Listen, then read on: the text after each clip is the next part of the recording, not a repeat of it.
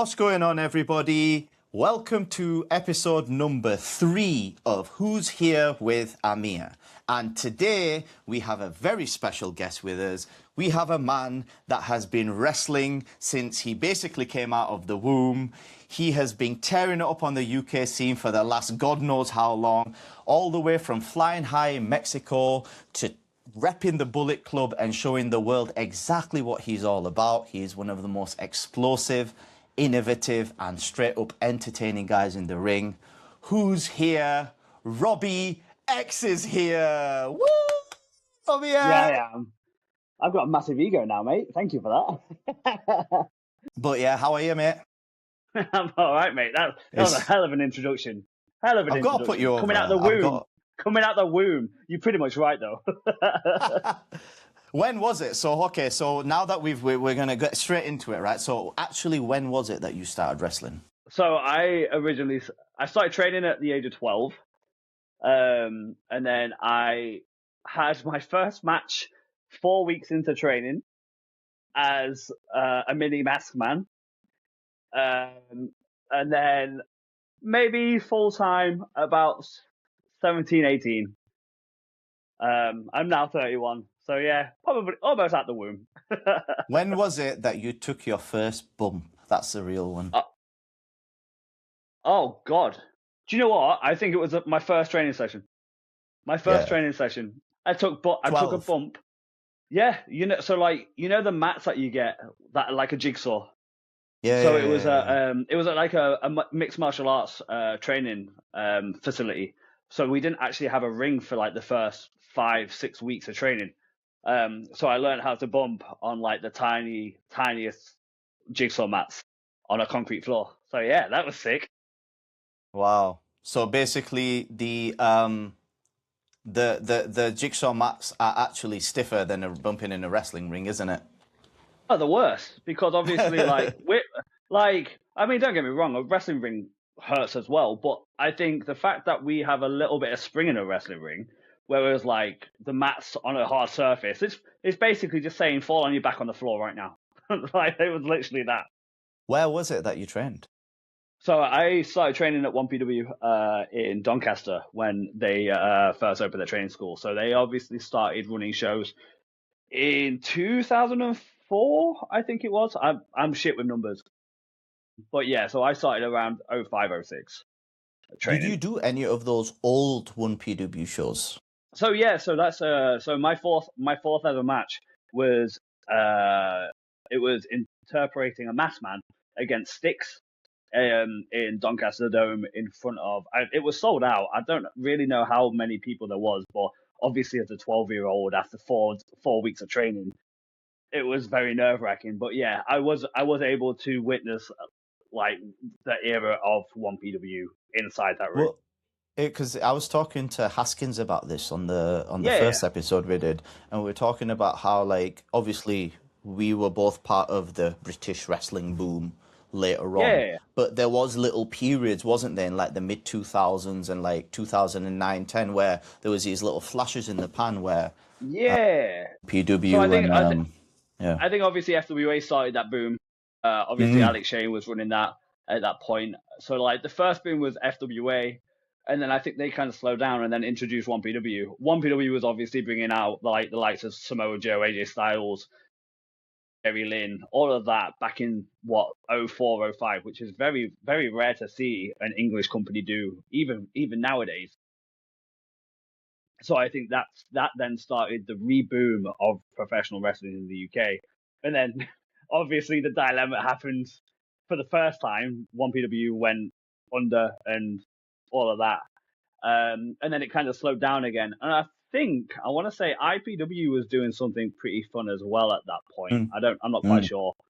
And then Red Pro obviously started with the boom again. Yeah. And then obviously like after that one thing led to another, and then didn't it? Yeah, all of that happened, which we don't need on this podcast. This podcast's fun. But yeah, all of the stuff, if people are knowledgeable about British wrestling, everyone understands and knows what happened with 1PW. Yeah. Well, I meant like as well, I meant actually when all of that as in like everything kicked off wrestling-wise in this country. Oh God. Oh yeah. But all of that that's did the happen first as well. biggest thing. What doesn't happen in British wrestling? What doesn't? We've seen it all, innit? We've seen it all. Well, you've seen it all because you've been, what, 20... Is it 20 years almost? Or 20 years, 18? yeah. Yeah, I want to you've say seen, like 18 to 20 years, yeah, seen the ups roughly. and downs, haven't you? But yeah, well, I mean, we didn't even mention this little get-up that I've got here. You're actually our Eid special guest today. That's why I'm looking all What an honor. smart, because we've just finished up Ramadan. So I was just like, I told my wife, I was just like, oh, I'll just wear a normal sweater, right? And then she goes, no, keep it on, keep it on. So Nah, it's a little celebrate it. Eid special after Ramadan, so you're a Yeah, special guest. But we've done a few Ramadans together on the road, haven't we? Remember when we yeah, were we doing have. Butlins? And Yeah, I was and fasting on the road and stuff, surviving. watching you fast, being a little bit hangry. It was always an experience. But hey, do you know what though? Like, obviously, I went through the stage of fasting for 20 hours a day. So I get it. I have massive respect because obviously it's in a religion where you have to do it. So like, it's tough. So fair play, massive respect for But you that being the able. fasting. No, I appreciate that, bro. I appreciate that. But and the best thing was as well, when I actually got on the road when I was doing it, I was a little bit nervous about how the boy's going to be with me knowing that I'm fasting or whatever. But like yourself and like all the other lads that were on the road, everyone was like super supportive and Yeah. super helpful and super respectful of it as well. And like that wasn't always the case for me growing up in this country. And I was just like, I felt the love from the fact that everyone kind of supported me through it. And like when it was time for me to eat and everyone was respectful and no one kind of like made any comments or anything like that. Nah, I think because obviously we was doing it on the road for what 6 weeks at a time, like around like 4 weeks, 2 weeks, 6 weeks, depending on obviously the terms. So I think because we have like a specific people on every tour, like we all became really close, didn't we? So we were like Yeah. I don't think anyone should ever take the piss or like be disrespectful in that aspect anyway, because it's a religion thing. Yeah, But and no, for people, yeah, go on. we're always going to be supportive, especially because we wrestle every day for 6 weeks. We're around each other every day, so we're practically like brothers from another mother kind of thing, you know. Yeah, and for people that don't know as well, this is basically what Robbie's talking about is the fact that we were doing the camp show runs at Butlins. So that would be on like half terms and Easter holidays and summer holidays and stuff. So even on the summertime, we'd be on the road basically for 6 weeks at a time and coming home for like 1 or 2 days, right? So like fasting during that time was extra hard compared to doing it when you're just at home. So because we were on the road all the time, I was a bit iffy about, oh, shall I fast, shall I not? But the fact that you guys made me feel so like comfortable doing it, and it's that same thing. It taught me as well when it comes to wrestling.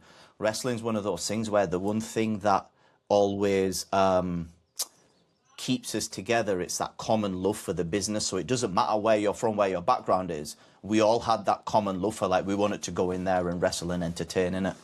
Yeah, exactly. And I think as well, like it's you have to understand like the amount of effort it does take to fast during the summer, because obviously we're going to holiday parks which gets hot, and especially indoors as well. So if you've not ate for how long is it that you don't eat until It's sunrise to sunset depending on what time of year it is. So like right now it's moved back a little bit, so the days are a little bit shorter, but like back in 2017 18 the days were longer because it moves back 10 days every year, so it was actually more in the summertime. Whereas right now it's just finished and we're only in March, so those days were longer, like sunrise to sunset. So like so you like imagine if none of us was supportive during that time, and how much like you'd be with all of us for 6 weeks in a row doing all of that. Like I couldn't imagine anyone being unsupportive in that situation. So like I said, I think it takes massive props for you to be able to do something like that in such heat, because we was wrestling every day. Sorry, my dog. Speaking of fasting then, so what was it that made you, because 20 hours is crazy. What was it that pushed you towards the intermittent fasting that you were doing? So we just came out of lockdown. Obviously, everyone was in a bad state of mind. Well, a lot of people was. I, for one, was in a bad state of mind. I put on so much weight. Bear in mind, I'm only 5'5". I ended up getting up to 95 kilograms, which for me is the heaviest I've ever been. So I started reading up on like fasting and like the obviously typical 16 hours and 8 was the typical fast that everyone does. So I started doing that for like a month, and I was like, I had a lot of motivation for it because I've read so much about it. And I was like, I'm gonna try and just go all out. So I saw the 20 hours and 4, which basically only means that I had 1.5 meals a day. And then I just noticed things changing in my body, not just like my body size and like my body fat coming off, but like mentally as well. I was so much more, I felt so much stronger mentally. I felt so much more motivated to do things because obviously people say that you need carbs for energy. But when you swap carbs for fats, like that's when your body feeds off the fats, and that's where all my energy was coming up from. So like I would still work out twice a day. I would still get my 10,000 steps in whilst being fasted.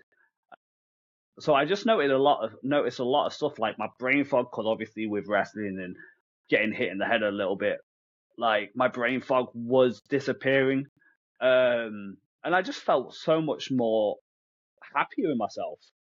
Um, because also like I like to add like I wasn't eating carbs either, so I was practically keto with fasting. So I wouldn't have any carbs whatsoever. It would just be high fats, high fiber, high protein for the meals that I'd have. Um, and luckily, like with changing carbs to fats and fiber, like that actually protected my tendons a lot as well. So like my tendons are a lot stronger, which obviously helped with jumping and everything like that. So, but yeah, I just felt mentally it was doing me so much more beneficial. Um, it is difficult. It is a lot difficult now to be able to fast because I have a little 8-year-old. I travel a lot, and yeah, there's a lot of sweets around the house. The thing you were saying, the one thing was that the fasting helped you with your tendons and obviously you dropped weight. I remember at around about COVID time or just after COVID time, seeing videos of you doing all this crazy stuff in the ring. And like, I remember when we were on the camps, you'd practice it and like, obviously incredibly athletic performer, naturally. But I feel like, and correct me if I'm wrong, but I feel like it was after that period where you dropped that weight and you got lighter on your feet, that handspring stopped becoming a handspring and turned into a no handspring.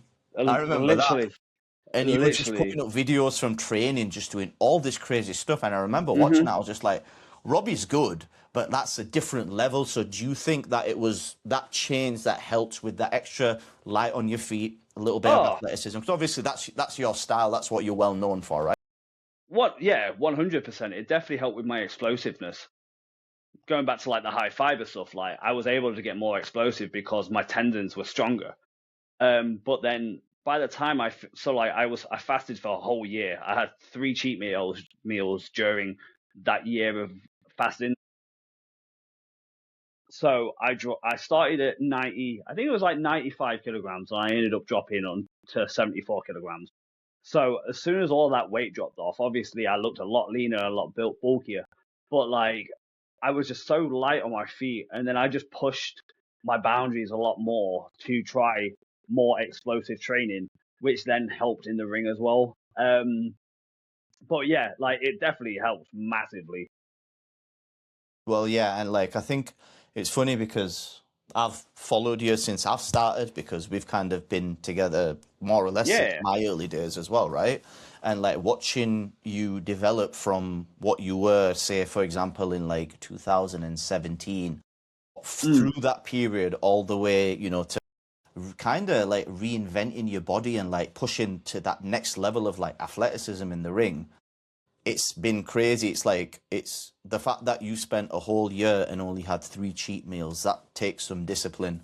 And I think I remember because I was going through a difficult time, and I remember calling you and we were speaking about it as well. And you really helped me out at that time. And like, it's good because you went and made those improvements in yourself, which then means that like you can help those around you as well, right? Yeah. So like I took a year. So like after COVID, I took a year off everything. Like obviously I just kept wrestling, but I literally kept myself to myself unless it was like my closest friends. And I think sometimes it's important to take time away for yourself because then you truly find who you are. And then that's when you realize that your body can actually go a lot further than you think it can. Um, but yeah, it's honestly like I think getting into the shape that I got into and changing my mindset, it definitely helped me along the way with being a better friend as well. I think because obviously, like during, like after COVID, I think you came down to Lincoln, right? Yeah, we Like did. we Yeah, we have, came down to yeah, Lincoln to see you. Yeah, I yeah, yeah. remember. So like, but yeah, it's just I think it took me a whole year to realize what I needed to do to change myself to not just become a better human, but to become a better friend, if that makes sense. Yeah, no, and like you've always been a good person. Do you know what I mean? It's one of them ones. Sometimes you spend long enough in this wrestling business, and if you know you're a good person, sometimes you feel like maybe that's not helping me. Do you know what I mean? But No, it's good, right? Spend yeah, long enough in it, and it either turns you into something that you don't want to be, or you just feel so you lose that faith in humanity. It was just like, is there any? yeah, It's it's that type of business, right? Just being honest. But like, it's that self improvement that I feel like you've made there by going through something and going through a difficult time and coming out kind of clean on the other side. hmm, That has then led to, the world works in mysterious ways. There was probably a time where you were sat there being like, is this ever going to happen? And always, like, right? always. Sometimes I feel the Like, same. Like during my, and it's just like sometimes you're just like, is this ever gonna happen for me? And look hmm, at you now. Look at you now. oh, yeah. I mean, don't get me wrong. Like, it's always been in the back of my mind of is anything ever going to happen? But I think that's a humanly thing to think anyway, especially in this business because there's thousands of wrestlers, like millions of wrestlers around the world. So if it does happen, there's a reason why it happens. So like the one thing that I noticed is until I got my mind's frame into I don't care, I'm just gonna have fun. If anything happens, then then it'll happen. And then as soon as I stopped putting so much pressure on myself, everything happened. Like it's so crazy on how the world works. But yeah, once I stopped caring about what I had to do to make it happen and just have fun, everything happened. And that's so funny because I've heard that from so many people. Like so many people that got signed and had full runs at WWE have literally said that same story of when I thought it wasn't going to happen to me, I stopped caring. I just focused on enjoying living my dream as a Hmm. professional wrestler. And then all of a sudden it just happens. And It it's just happened. crazy how that works. It's funny because I've heard those stories so much, and obviously like I'm in a position right now where I'm injured and I'm Hmm. like, oh, it's frustrating. Am I going to get back to how I was before or whatever? But like hearing it from yourself and hearing all these other stories, it does keep you going. So like I guess it's a good lesson for young wrestlers, but even wrestlers that have been trying for a while and have Hmm. still not had anything. Like everyone feels like it's not going to happen for them ever until it does. You just have to not quit and stay in the game. And I think you're a really good example of that, of like not quitting, staying in the game. And like I said, look at you now. So no, that's I will honestly, always that's a great. I will always stand by this saying patience is a virtue. Like in anything, patience is a virtue. If you put 100% of it all the time and just be patient, then things will happen. You've definitely grown up in this business, haven't you?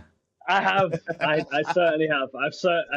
Like I Uh, don't think about it though because like obviously because I was so young and now I'm like I'm not one of the oldest in the back because of it like anymore. But I always think, oh, I used to be the youngest. But then I go back and I'm like, oh, I've actually seen a lot of shit in this country in this business. Well, I You don't ever have, think mate. about it like that until people point it out. Well, you're like a young OG, aren't you? That's what the Mate, kids call it now. You're I'm a a young I'm a OG. veteran. I'm a young You are, OG. you are. You're a young veteran because at the age of what, you're 31 now, hmm you've still got so much ahead of you, but you've got such a good, like, catalog already behind you, right? Do you know what I mean? And Yeah. when it comes to, I often think about this sometimes, and I know maybe it sounds a little bit silly sometimes, but you know how we all talk about World of Sport wrestlers and they were like legends of hmm British wrestling. We're all kind of over the last, say, 10, 15 years or so. British wrestlers have been going to every company.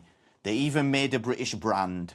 There's British wrestlers in New Japan, AEW, TNA, right?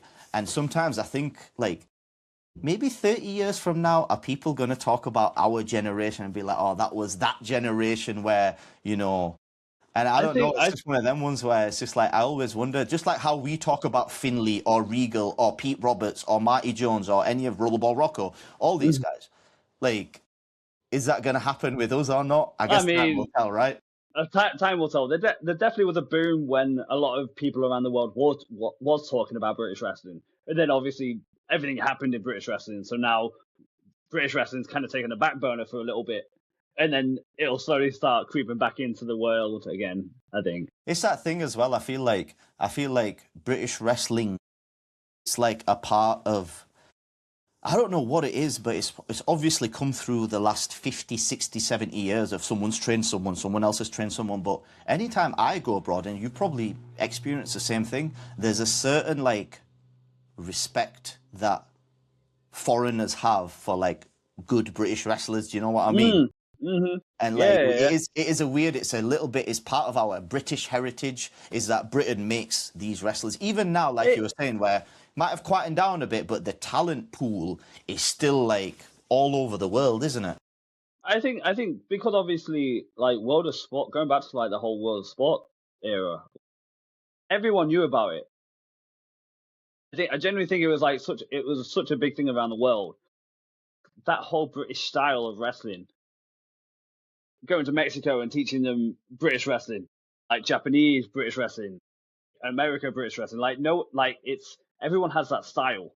Obviously, they have the Japanese style, which is they have the Mexican lucha libre, and then American style wrestling is completely different to English wrestling. So like, yeah, I don't know, it's great. I love like the whole circle of wrestling world. Innit? Yeah, me too, bro. Me too. So I've got some questions that we generally hmm ask. So I'm trying to, this is my third episode, so we're trying to put a little bit of structure around this podcast, right? One of the first questions that I have, and I've asked this to everyone, and I actually don't know the answer to this because it's a question that I asked where we both kind of have to answer. How did we first meet? Do you remember? I know, like, obviously that, like, we spent a lot of time together, but do you actually remember the first time we met? It confused God, me. I've been thinking about it all week, bro, myself, and I'm just like, I've got to ask Robbie this question, and I actually can't point my finger to, like, specifically when it was, and I was just like, was it at NGW? Was it at Butlins? Was it at, like, North or something? And I was just like, I can't point my I think it finger was at to it. North. I think it was at North. It must have been I in it, ju- and it wasn't when we I think wrestled at I think North. It'll have I been, was no. I think it was at Riverside. yeah, I yeah, think it was. I think it was at Riverside. Oh God. in No, it. It's a I tough think it one. because when did we wrestle? We wrestled in It would have been 2017, back end 2017, I 17. remember. Yeah, and then But that was obviously what? not the first time we met because we would have done the Butlins camps in 2017, that summer. And then I don't even know what would have happened. So it might have been on the Butlins camps, or like a Maybe. full City Hall show or something. The funniest thing is, right, we might not be able to answer that question, but I saw you and met you years before that. Not met you, but I remember watching, you probably remember this, I don't know, but there was a British wrestling documentary. So when I first started wrestling, right? when I first started yeah. wrestling, I was watching all the media that I could get hold of on British wrestling, right? And I Oh remember no. watching this documentary where Jay Lethal was putting you over as an amazing Yeah. wrestler, and he was like, "Robbie X is this," and I'm like, and then you had your little hat on. So that's Yeah. when so it's funny. So I watched that and then I met you and I was just like, I couldn't put two and two together. And then I put that documentary back on a few years later because there were so many people in that documentary that I had now gotten to know and become friends with. So I watched it back and I was just like, oh my God, that's so and so. And I was like, That shit, that's Robbie. What the? I So remember. I yeah, remember that. I remember that documentary, and I see it. I think it's on YouTube, and it I is, it scroll is, it across is. it. I scroll across it every now and again because It's the best. vanity search and all of that, and I see it, and I'm like, no, let's just keep going across. But Oh, it's mate, good though, because like it's from like 2011 or something, right? yeah, And yeah, it's it was. crazy because like Jay Lethal was like top of his game during that time, and he's there putting you over, and like you're already like you could tell like there was something there with this guy.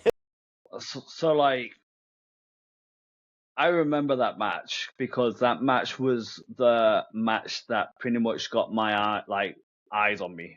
So like, it was Southside.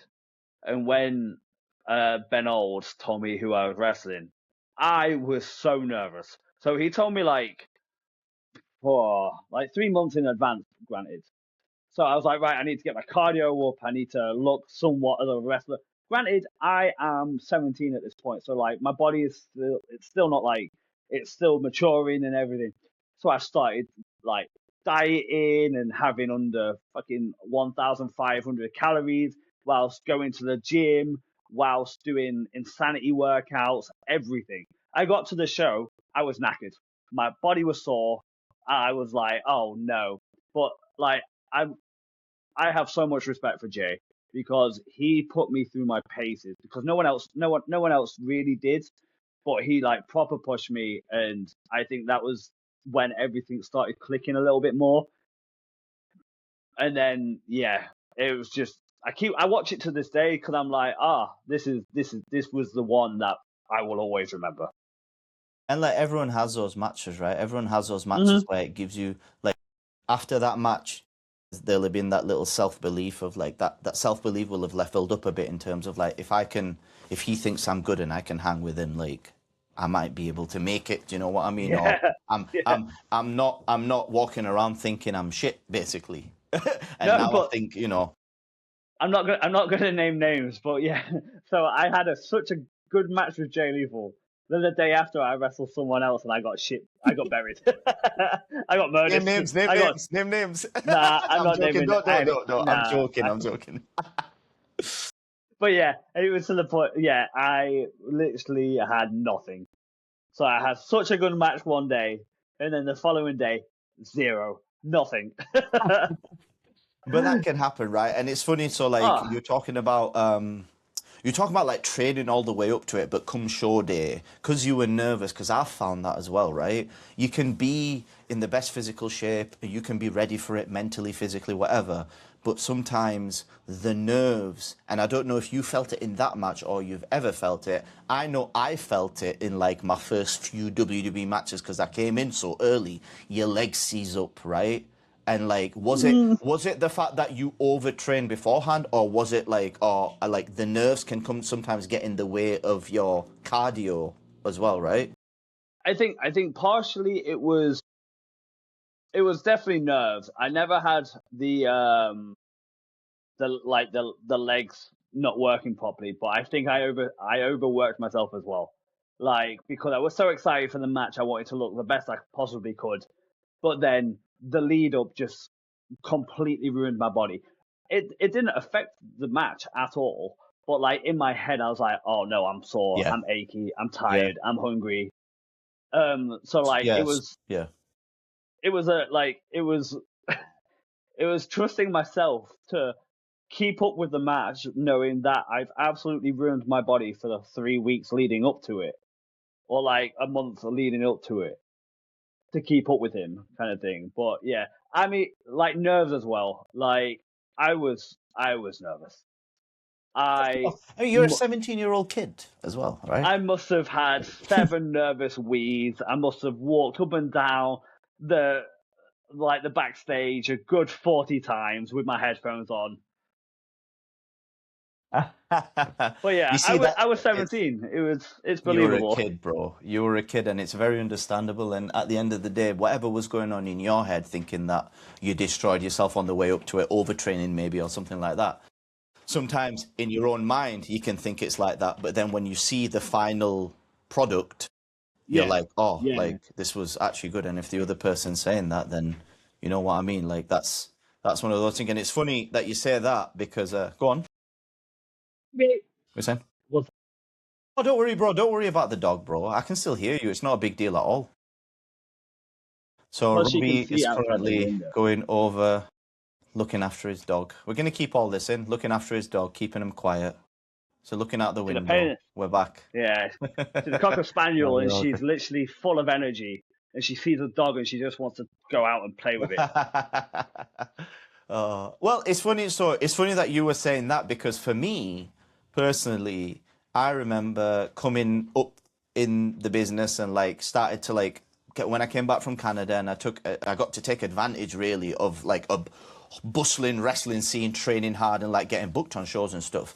And the match that we had at the Riverside at North, that was one of those matches for me where like I kind of felt nervous because I don't know if you remember it, but like I remember coming to you and I was just like, look, I do this, this and this, but I've never had, because I started out with the gimmick, right? The dancing gimmick. And even at Butlins and stuff, they utilize me as like, oh, he's a happy-go-lucky babyface guy. Go in there, do a few little moves, but like, you know, we want to see the gimmick. Whereas at North, that was one of the first times where I was just like, I want to show everyone that I can like go, if that makes sense. And I remember talking to you about it at that. You probably don't remember because it was probably just another night, right? Because we were just going non-stop at that time. But I remember being like very nervous about the fact that, and then you were telling me, I'll do this and I'll do this. I'm like, this is a lot, Robbie. Hopefully I can remember it. I'm about a year in here. But like in the end, we pulled it off. And like, honestly speaking, like that's one of my, like when it comes to the early days, like I may not have been the finished article at that. I mean, maybe both of us might not have been at that point, but I knew I wasn't. But looking at it in terms of like where I didn't want to say it, bro. In terms of like where I was just like, like I hung, I didn't get blown up. We had a good match. The crowd went wild. It was great. Do you know what I mean? So like it was one of those ones where it's funny that the whole subject of how we first met led to the story of you telling me that about Jay Lethal. But it's funny because then that kind of links in for me because before we had that match at North, I had never really had like a indie work rate type match where we do a few near falls and all that stuff. So like it's funny how that comes full circle because for me, I'm pretty sure that was the first one that I had like that. Like a banger, like an indie banger. A banger. Yes, an indie banger. Yeah. Yes, exactly.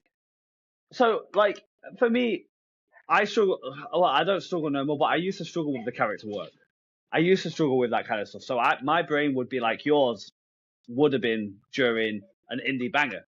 But like the thing is, I stress so much about that before the match, but then once I'm in the ring, you might have found that anyway. But like stressing about your cardio, about anything before the match actually happens until you're in there, everything just kind of slows. That time slows down when you're in the ring, and then everything just fits perfectly.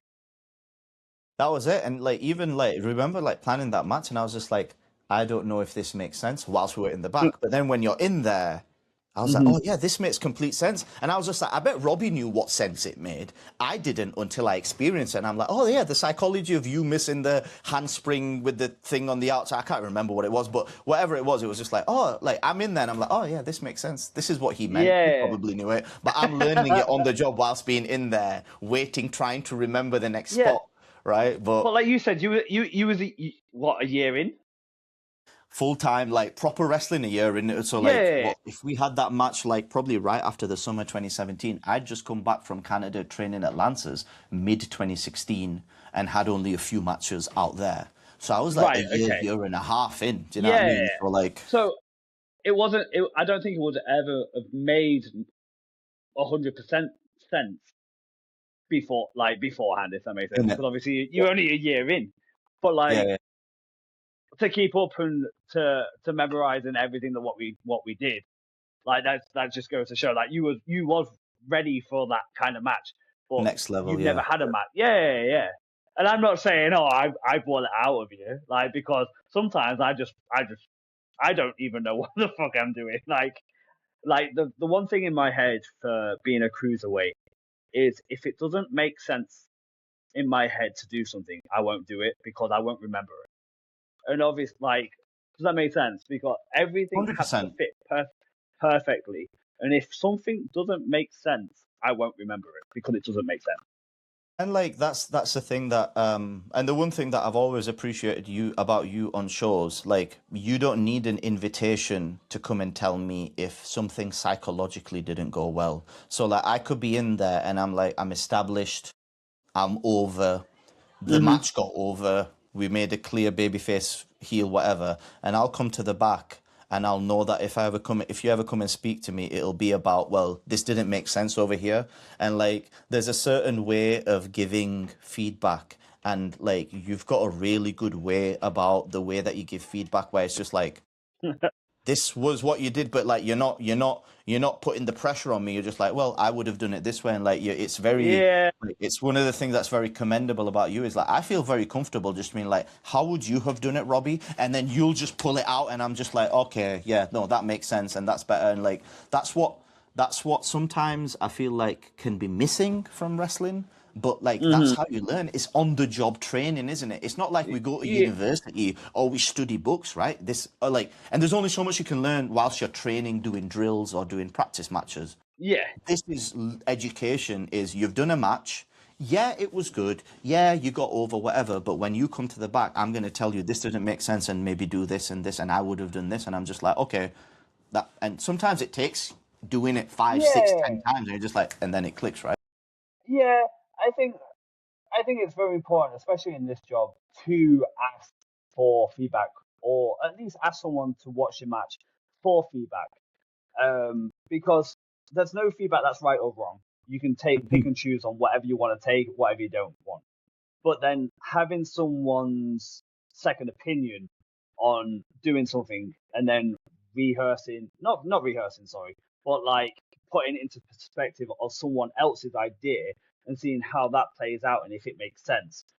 And then that's how we all learn.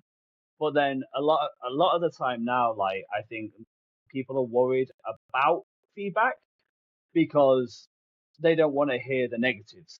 But I Sometimes think it's like, it makes you feel uncomfortable, but that uncomfortableness is what leads to the growth, right? Yeah. I think people need to feel uncomfortable to grow. And I think, like, the one thing that I have always and will always do is ask the most important and someone that's done more important things than I have done for feedback, because they've obviously done something right to get into a position where they are. So I would want to ask them what they thought of the match if they saw the match, because I always want to take feedback on it. If I don't feel like it suits me, then I won't take it, but I'll always listen. Yeah, and I mean that's how you grow, right? Yeah, and then going back to how I give feedback, I'm one of the nicest guys in the world. If I come across like a dick, I will hate myself for a while. Nah, not for me, bro. Not for me. You couldn't. Yeah, but brutal. Like, sometimes you need to be brutal. Sometimes, yeah, no, it's just straightforward. Like, yeah. Like, if I feel like someone needs the straightforward, brutal honesty, then I'll give it. I will probably apologize afterwards because that's the type of person I am. Bro, put it this way: if you can't take on, if you're uncomfortable taking on feedback from Robbie X, then there's a lot more harsher ways that people give feedback in other places or in wherever you might go. So, if I upset you, you're not gonna go far. Yeah, I think you're probably like top 5 nicest guys in the business. Do you know what I mean? That's right. But yeah, no, like, well, and then one of the other things as well we ended up touching upon here was the fact that, like, you have grown up in wrestling, right? Yeah. From like 12 or whatever. In terms of how that's molded you, sometimes like growing up in wrestling, it can go two ways, right? It's a crazy business to be actually being brought up. I wasn't a teenager in wrestling. I was a completely went to school, went to university, got a degree, got a normal job, then came into the business. Whereas for you, it was completely the opposite. How was it that you found like growing up in the business, because you have basically gone from being a boy to a man in the pro wrestling business, right? Yeah, so I think it's done me positive, like, because obviously wrestling's such a big respect business. Yeah, so it's such a big respect business. So obviously, because I was young and starting in wrestling as a little boy, like I grew up with a lot of respect. Like my mum and dad always brought me up to be respectful. But then being in wrestling from such a young age and with it being such a massive respectful job, it taught me more respectful. I'm trying to think of the right word. Yeah, it definitely helped me become more of a respectful human being. Mm-hmm. But then on the opposite side, growing up in wrestling was a lot harder because I was young. Back when I started wrestling, a lot of people took advantage of my height, of my size, so therefore was unsafe a little bit. Did take my body for granted by hitting me harder, like teaching me the rough ways because I'm a kid and that's how they got brought up, which isn't the right way to do it. Like it's not the right way to do it, and I thought back then it was the right way to do it. Whereas like now I've taken from how I trained and how I got trained by certain people.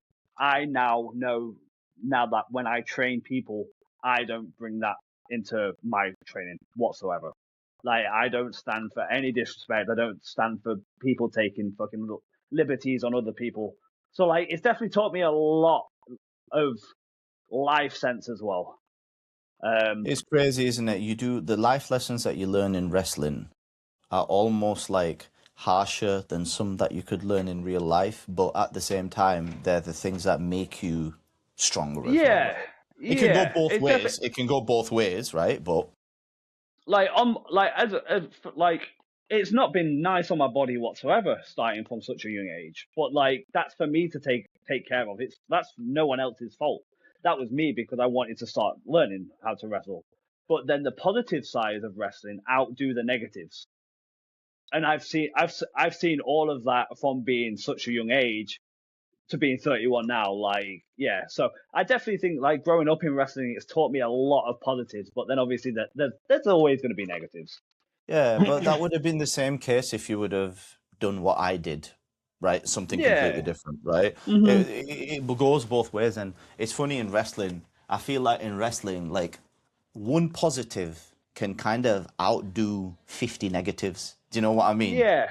You get what I Yeah. mean? Where like, Yeah. you get that one moment or you get that one little break and it kind of makes everything kind of just worthwhile. Hmm. Kind of makes it all go Yeah. away in a I weird don't. I kind of don't way. regret. I don't regret starting from such a young age. Granted, like knowing on how like messed up my body is, like I don't regret starting from such a young age because if I started later, I don't know if I'd be where I am now. 100%. Um. Everyone's got their journey, right? Yeah. Oh God. Yeah. And like my journey, like for me, like I've enjoyed the journey process to where I am right now. Like I get to travel to Japan every month. I get to come home and spend more time with my family. Like it's all the hard work has definitely feel like it's paid off now. Yeah, and I mean and then there's a lot more to go, but like the craziest thing out of that is, you've grown up in the business. You've seen a few peaks and troughs in this country Hmm. without having gotten an opportunity to go abroad. And then, you lived that time all the way through, like probably wrestling a couple of times a month to wrestling 17, 18 times a month, right? Especially like when Yeah. the Oh, Butlins camps, like once like the Butlins stuff started as well on the camps, it was like non-stop, and that's where we first started because we spent I think the first summer we did, but it was that second summer where I was on the camps. We basically spent that whole summer tagging, right? Yeah. Yeah, we We do. spent that whole summer tagging. I remember I was just like, yeah, like this is the life because there was indies going on in between. Then we were like Mm-hmm. Bognor, Minehead, Skegness, all this Mm-hmm. stuff.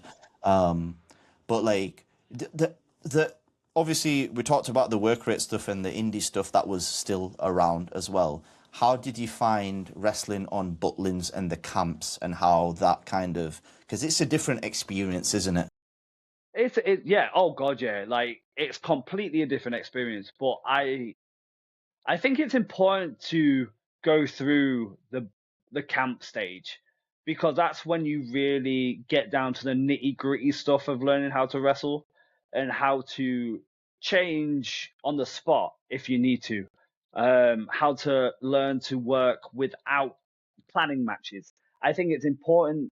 You grow a lot during wrestling on the camps as well. You find out who you are because you can try and experiment different things because they're there to watch entertainment. So you can change whatever you want to try one day. If it doesn't work, you can try another thing the day after and whatnot. So you do end up growing a lot more during the camps because you come to a point where you just want to experiment.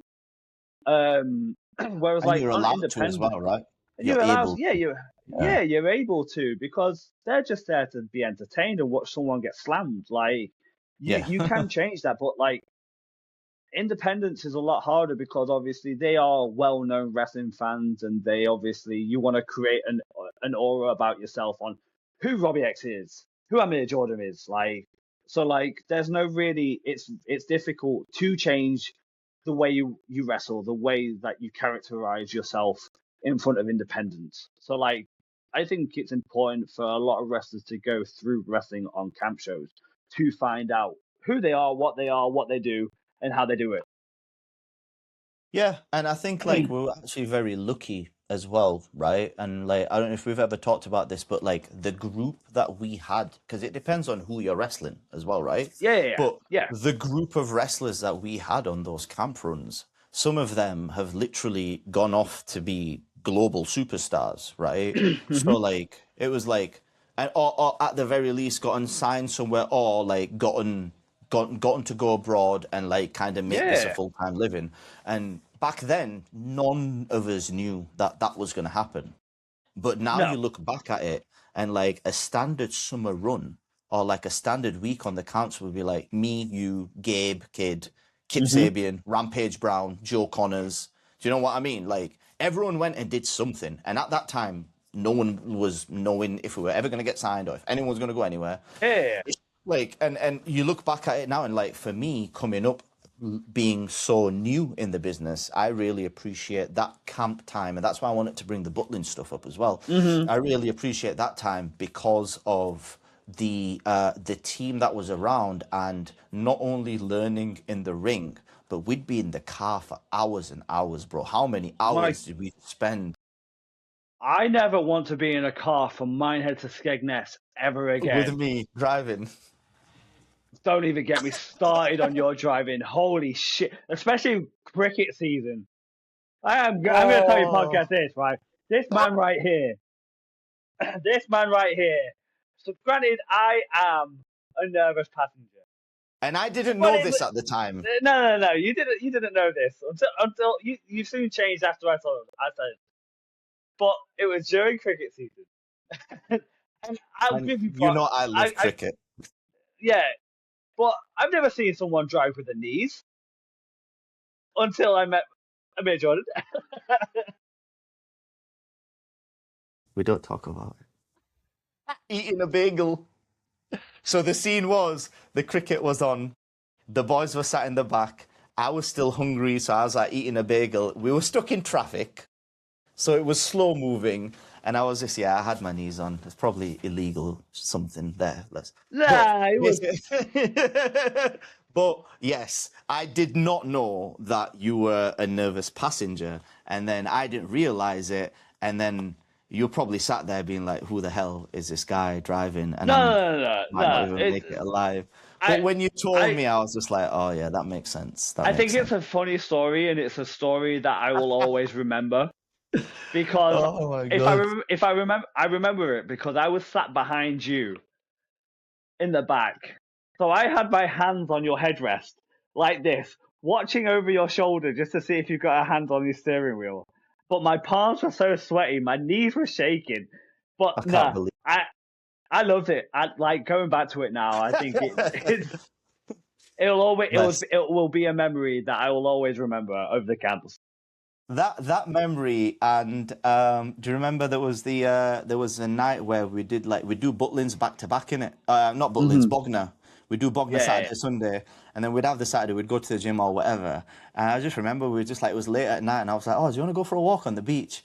And we had this little romantic walk on the beach. It was nice. It was lovely. It was summer. It was warm. The moon was out, beaming on the sea. It was great. Yeah. It was lovely. And then the pisshead redcoats turned up because they were having a drink.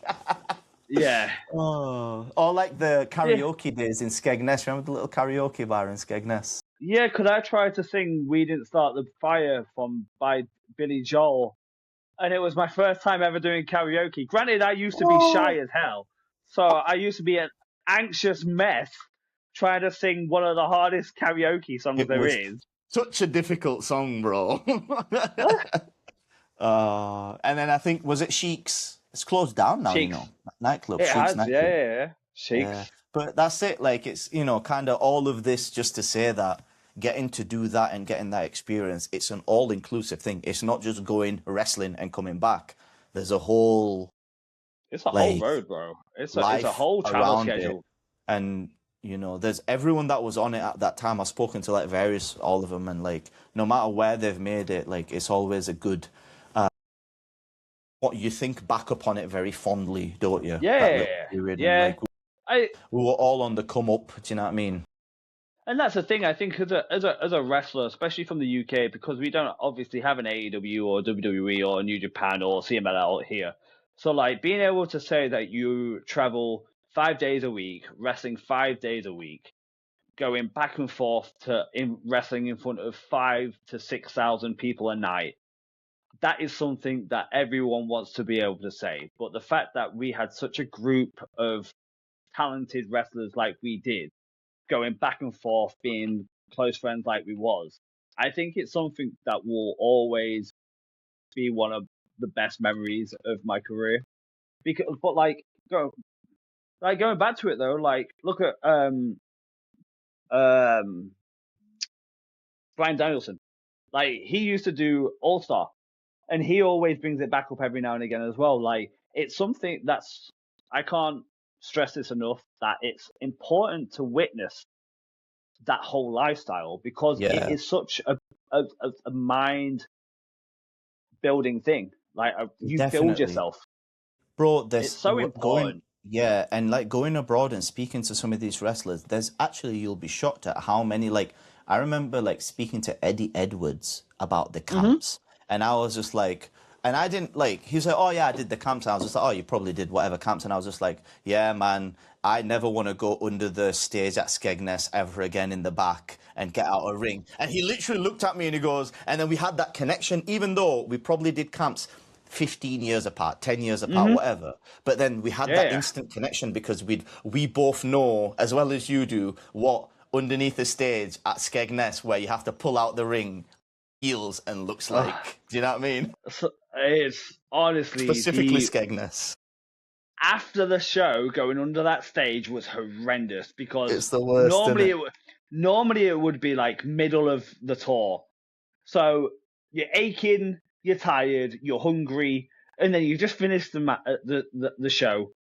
The worst thing you hear is the ring is ready to go down. Can you go down and take it, put it underneath the stage? That is the worst thing you ever want to hear as a wrestler. And no one will understand what I'm saying unless you've done it.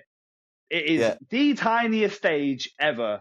If you're a small person on one of them, good luck, because you're gonna need it. Your knees are gonna hurt. You're gonna have a bad back, not from wrestling, from putting a ring underneath a stage. You can't even stand up, Stupid. innit? You can't stand up underneath it. No, you're on your hands and knees. Yeah, do you want to? yeah. So here's the thing. So I got back from Japan, and then a week later, Rich messaged me going, "Are you available for Skegness?" And I was like, "Oh, okay." So I went and did the shows, and I saw Rhino there. Yeah. Rhino just turned up. So I've met Rhino 3, 4, 5 times now. So I was sat speaking to He's the him, best. and Yeah. he's always wanted to do Butlins, and he's never done it Crazy, before, innit? ever. Crazy. And now he said it's one of his highlights of his career. Granted, that man's done so much in his career. Everything. He Yeah. has ticked Butlins off now, and it was cool. It was cool That's when to you see know it's someone special, innit? to see someone's like Rhino and his caliber of work to be able to say that he can finally tick off Butlins in the United Kingdom blows my mind. Rite of passage, bro. It's like a rite of passage, isn't it? And like Hey, again, it is. the fact that we got to do it, it is special. And you only realize, like you said, with specifically the Rhino thing, and like on that, it is Butlins is now is wrestling is now back at Butlins, right? After a little bit of a period out under, Yeah. I think it's public, right? Under Maximum Pro Wrestling. Mm-hmm. So the Butlins shows are back now, and it's on every holiday. I remember we did the initial. We won't get in trouble from Rich for this, innit? We did the initial trial run for it last year. I'm not quite sure. I'll I don't know. Rich and ask. but maybe. But like, well, it's back. It's back, right? And it's back, and like, there's you know, any wrestler watching or any young wrestler coming up as well. And I think you'll agree as well, Robbie. It's an invaluable experience, and you're talking about Rhino. Like I mentioned, like Danielson. You mentioned Eddie Edwards. Yeah. I remember. Yeah, like even Dax from FTR. Yeah, Or I spoke to Cash from FTR, John Skyler. A lot of these guys, like they. Hiromu Takahashi did it as well. He came over. I recently spoke to him about that as well. Yeah, it's like there's so many people around the world that want to do it or have done it. It's insane. It's the best. It's the best, and like I said, the fact that we got to be part of it is super special, man. Like the camps, they definitely make you, isn't it? But going on from the camps, right? So like the camps finished. We've talked about that period of COVID where like there was a little bit where you put on a little bit of weight, you've gone on and you've done your fasting, and like you've somehow become even more athletic, right? Which is ridiculous.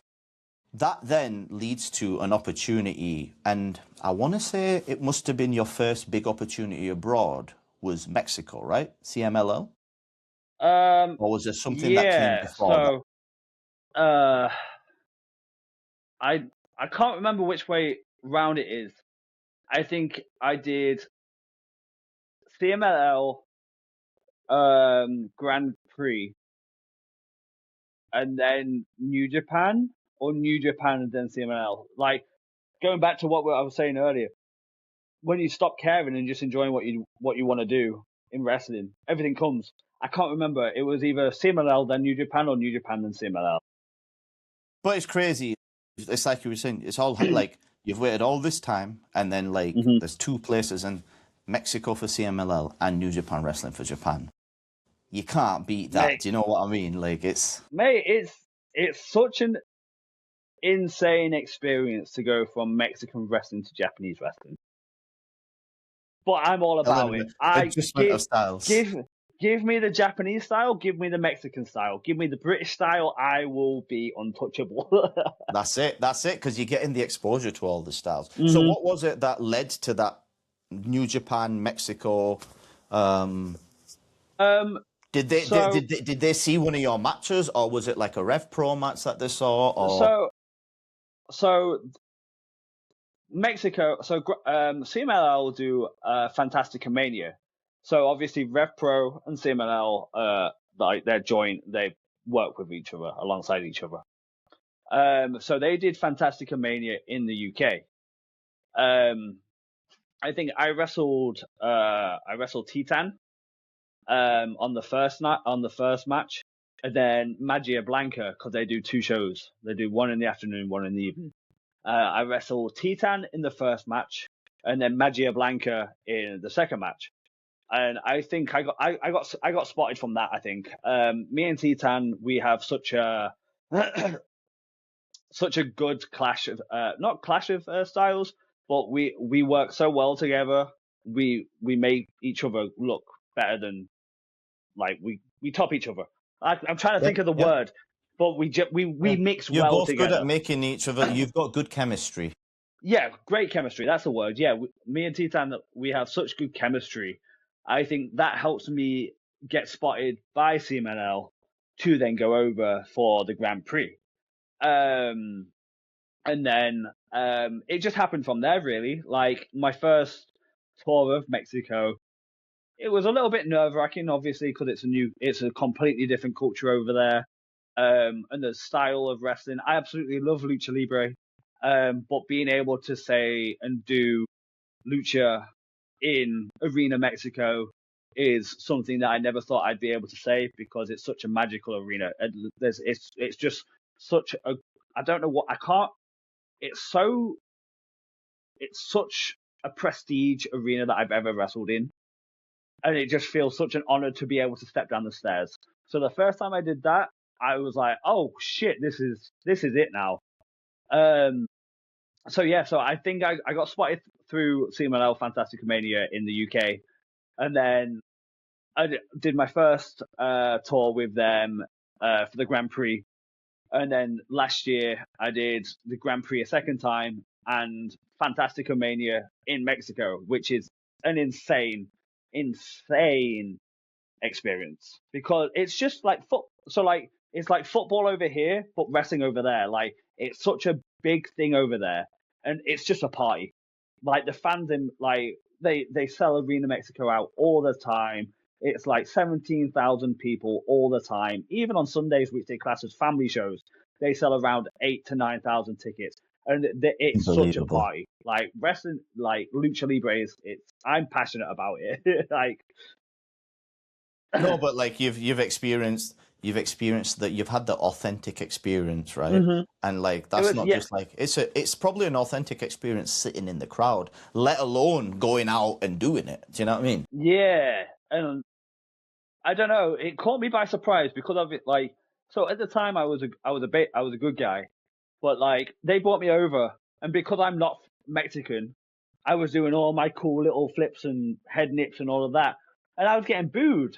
So this is where the experience comes in. So I was getting booed. I was like, oh, I'm gonna have to flip it now. So after all of that, I just flipped it and started being a heel.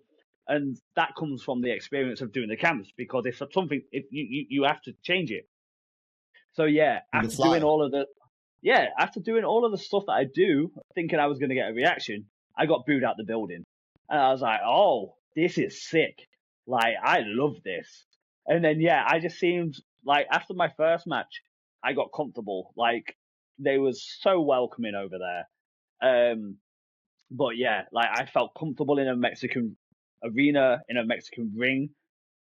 I don't know, them boos just bought something out of me, and I was like, oh, I could get used to this. And then it was great. It's one of them ones as well, right? Getting booed when you may not be expecting to get booed, that can be something that can kind of break you down or like kind of go the other way. But you've actually kind of soaked it up and be like, oh, if you want to boo me, then like I'll give you something to boo, right? I think because you can still do what you're doing and just switch up the character element. Yeah, you will have learned from the camps and stuff. I think I must have spent a good 6-7 years being a babyface because obviously of my style of wrestling. Everyone knows that I'm a cruiserweight. I'm a high flyer. I do the stuff that I do. So people just kept me as a babyface. So as soon as I got booed out the building, something just clicked and something just changed, and I was like, oh, I love this. Like I can't tell you in words on how I felt because there was just a gear change. I was like, oh, this is gonna work, and then it worked in my favor. It was great. Amazing. No, I love it. That's great. And then was it so? I know you were saying you're not sure which one came first. So was it the Mexico thing that led to the New Japan thing, or was that a different? That Kinda. was a different thing. So 1PW ran their first show in Doncaster, and then 4 days prior to that show, I got a message asking if I wanted to be part of Royal Quest. I was like, absolutely. Granted, I wrestled Thursday, Friday, Saturday, Sunday. Obviously, I'm never going to turn down Royal Quest because I wanted to be in New Japan. New Japan's been one of my goals for years and years. So yeah, I got that message. I did Royal Quest. It was me and Michael Oku versus El Desperado and Dookie at the point. That worked out really well. I got great feedback from Gato. And then the following year, Royal Quest, I wrestled my current tag partner, Taiji Ishimori. I've been a massive fan of Ishimori's since Noah days. So that was a massive opportunity for me. I think it was his first match back after a neck injury. So we had this match. Everything went well. I'm obviously doing what I was doing. And then I didn't really hear anything much back after that. There was little conversations here and there. And then obviously I get bought in 2 years ago. Yeah, 2 years ago. It was a little while after it, wasn't it? Because I remember you were telling me where you were a bit like they've said something, but I don't know what's going on, and you were in a bit limbo of like, is it gonna? It's that same thing. Is it gonna happen? Is it ever gonna? Is it gonna happen? Yeah. And now you have to sit and wait. So yeah, so I was sitting and waiting for a while, and then I got a message, basically saying, look, this is what we're gonna do. So the last Royal Quest show that they did, Ishimori had an open tag match against CPF. I got introduced as the new Bullet Club member. So it was me and Ishimori. So I entered this match as the new Bullet Club member. And then 4 days after that match, I flew to Japan for my first tour for Junior Tag League. And then ever since then, I've been going back and forth, really. Like, the first 5 or 6 months, I was like, umming and ahhing how often I was going back until this year. I think, granted, we're only in March. I've been in Japan 4 times so far. That's amazing. And like those tours are a good few weeks at a time, right? Yeah. So it can be up to 2 weeks, or it could be a month and a half.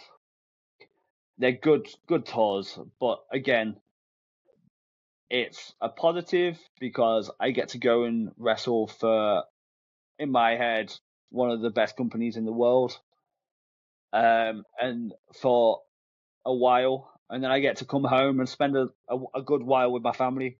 So like it's the best scenario. It's a good really. balance, isn't it? Yeah, it's a really good balance because you're never gone for too. And then when you're at home, right? Yeah, because like you got to do all the housework like we were talking about before. Got to do all the housework. No. I'm very fortunate. My girlfriend is a lovely woman, and she motivates me to do housework as well. Because I need that. I need that push to do housework sometimes. But yeah, when I'm home, I'm fully home. Like, I want to save my body now for obviously the stuff that I'm doing in New Japan, like me and Ishimori and other junior. Well, I was going to mention, yep. IWGP Junior Tag Team Champions. That's boy. Come on, we've got a pop for that. Come on, we've got a pop for that. It's insane because I'm the IWGP Tag Team Champion with someone that I've watched for years before he even stepped foot in New Japan, after not even 2 years of being in the company. So what does that say, huh? That's it. But that's like it goes back to it, right? you sat there thinking, is it ever gonna happen? And like, yeah, you're enjoying the journey and you're doing that. But when stuff like this happens, like it is worth celebrating. It is it's worth celebrating, and it's worth like patting yourself on the back as well. And like, Yeah, you don't do it, I'll yeah. do it, bro. Like, like I'm proud of you. Do you know what I mean? For what, like, where you've come from to what you've become, and like the background that you've come from, and the childhood that, like I said, growing up in wrestling and stuff like that. Hmm. Yeah. You should be really proud of yourself for what you've gotten now. And let's be honest, it seems like it's just a start, doesn't it? It seems like there's so much It's more. the There's way so I much more the to way go. yeah, the way my body feels and the way my head is right now, like there is so much more to come, and I'm excited for it. Exactly. Like I'm Me too, bro. excited for Me where too. it's going. Me too. So finishing off, so we've got one of these questions. It might be linked into it because we've talked about a lot of happiness recently that's happened where you've gotten these opportunities. What was the happiest day of your career? If you were to pick one day, what was the happiest moment or the happiest day of your career? The happiest day of my career. Wow. So there's two, I think. Let's go. Let's go. I think so. When I was younger, when I was just starting wrestling, I was one of the only. I was the only person to receive an award that people voted for at the training academy. That was one of my happiest moments because obviously I think I was like 14, 13 back then. And yeah, like I was the only one that people voted for. And so I got this award. It's somewhere in my room. And then truthfully, I think the happiest day. Oh no, there's three. God damn it. Right. Give us them No. all. Give Right. us them all. Right. Okay. Let's go. The second one is when I won the British Cruiserweight Championship for RevPro. No, it was one PW Cruiserweight. I held the belt up. I looked at my little stepson in the crowd and he had his belt. I remember that. And I looked and I saw him standing on his chair and I went, I've got one too now. And then his face just that's beamed. best. Yeah, so that takes over the award. Yeah, being able to share a moment with my little stepson, standing on a chair, holding a belt up. He was holding his belt up. That was always be one of my favorite moments in wrestling. And like he's the best as well, to be honest. Like, see, just before you go on the third one, I have to say, just to see the way that you are with him. Like I've met him a bunch of times. He's such a great kid as well. But like just to see that the way that you are with him as well, and like He's changed my life. He's your hero, man. He's your I mean, he's your hero, but you're his hero as well. Do you know what I mean? Yeah. Oh Like, he no, for looks sure. up to you, Like and like it's a really beautiful thing. he's changed the way I look at life, and in such a positive. I feel like I'm such a better human now than I ever have been since being in his life. He's changed how I think, how I look at this job, how I look at me as a person on a day-to-day basis. Is it stressful? Absolutely, absolutely. But I will never change it for the world. Is he a pain in the ass? Absolutely. Absolutely. Does he love monster trucks and fish? Absolutely. We'll always hear about it. But yeah. I love it. Bless him. He's the best. And then the third, which is a clear one, is getting the message about New Japan because I've worked so hard for so long to get this, to get that one email to say what they was doing and what we're doing. It's such an achievement for me and my background, not even with wrestling, but just my day-to-day life background from growing up as a boy in a village with like we'll not get into that, going through a whole life experience to then wanting to quit, to then getting this message, and then like to see this email in the gym. I was in the gym at the time. I remember I was in the gym. I got an email. I sat on the bench. I cried a little bit. I rang my girlfriend. I emailed them back. I forgot what I was doing in the gym, but I don't care. That's beautiful, man. I love it. I love it. You can have 3. For you, we can have 3 happiest moments. Thanks, mate. All I right. can't. We'll take the award and put that in the bin. No, they're all special, man. They're all special because that led to the next thing, and that led to the next, right? Yeah. So yeah. Oh, bless Ask me you. in the next 6 months, something else will come up. I hope so. Oh, mate, I know it will. I know you're still not. Do you know what I mean? And like, it's, you know, all from me personally as well. Like, as someone who I consider like a close friend in this business, and you're one of the guys that like we might not chat for a few months, but then we'll talk, and it's like I've seen you yesterday. Do you know what I mean? I think that's the best kind of friendship, though. I think the best kind of friendship is where you don't have to message every day and check in. Like 100%. Yeah. Yeah, and like it's just one of those, like, wrestling's a crazy business, so it can get a bit mad. I remember the other day you responded to me like, "Oh, I'm sorry I didn't get back to you," and I was just like, I understand, because it's like that with a lot of wrestlers, and it's just like when you're crazy on the road or you're at home being super dad and super boyfriend, right? Like it's it's a lot of madness, and it's just one of those things where it's just like you don't need to apologize, because when I'm busy and when I'm on it or on the run, like in Canada or trying to make it as well, or like on the road or whatever, it's the same thing of like, you know, you're in it and it's a crazy world, and you're not always so like it always helps when it's like you said, those are the best friendships, because like everyone, they both understand, like you get it, you know what I mean? Yeah. And like if I know for a fact, if you have something that you need to talk about, I'll make sure that I'm prior, then vice versa kind of thing, you know? Like, likewise, absolutely. There's certain friends in wrestling that I've made that I know for a fact if I need them, I'll message them, then they'll be there. And the same with me. If anyone that I'm close with needs something, just message me and I'll always be there. Yeah, and I think it's one of them ones where you create a special bond with someone when I feel like, you know, you were talking about the time we came over to Lincoln as well, and it's just like, like when I called you, I remember like being in a car park, just being frustrated whilst, and like I was signed to a contract and I was frustrated because like I wasn't getting what I wanted, and you helped me out. Do you know what I mean? So like it's one of them ones where you have that special bond with someone when they are there for you. Yeah. When you need them the most, and like I could have called 100 people. And I was just like, all right, I'm going to call Robbie. I don't know why. I don't know what it was. It was just, I feel comfortable. I'm going to call Robbie. We had a chat. And, that's the main thing.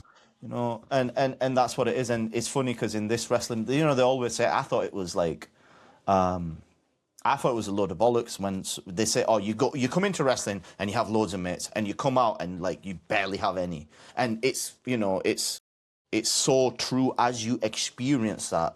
You realize like people that say that, they're saying that from experience of living a whole wrestling career, starting with 100 mates and ending up with like 2. Do you know what I mean? One, maybe even none. That's the thing. I never believed it until I saw it myself, and I was like, oh, I have friends, but a lot of people now are just acquaintances that I'm just gonna have to wrestle.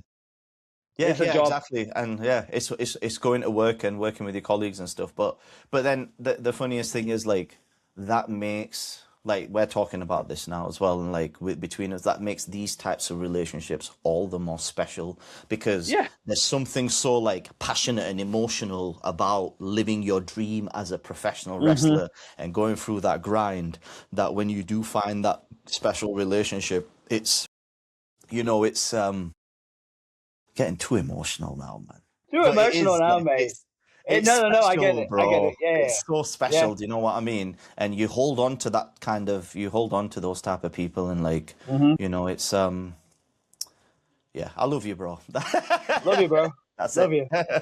But yeah, no, we'll wrap it up on here. Honestly, mate, thank you so much for taking part. Thank you so much for coming on, My mate. pleasure. Honestly, and hour and 20 minutes. Yeah, so no, I appreciate you being on. Is there anything that you want to plug? Got to be the podcast guy now. Just follow me on Instagram, Robbie_X_. Watch NewJapanWorld.com, because I'm about to annihilate United Empire coming up. That's about it. And watch Robbie X. Watch Robbie X wrestling in the ring, because watch me do my shit. He's one of the best. He's one of the best. Love you, man. Appreciate it. Thank you so much. Appreciate it, mate. That concludes episode number 3 of Who's Here with Amir. Great to have Robbie X on and talk about coming up on the British independent scene together, sharing some crazy road stories, his rise to global stardom through Mexico and Japan.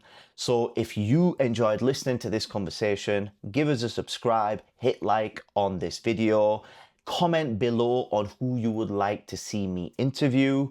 And if you would like to know who's here next time, you're going to have to tune in and find out. See you later!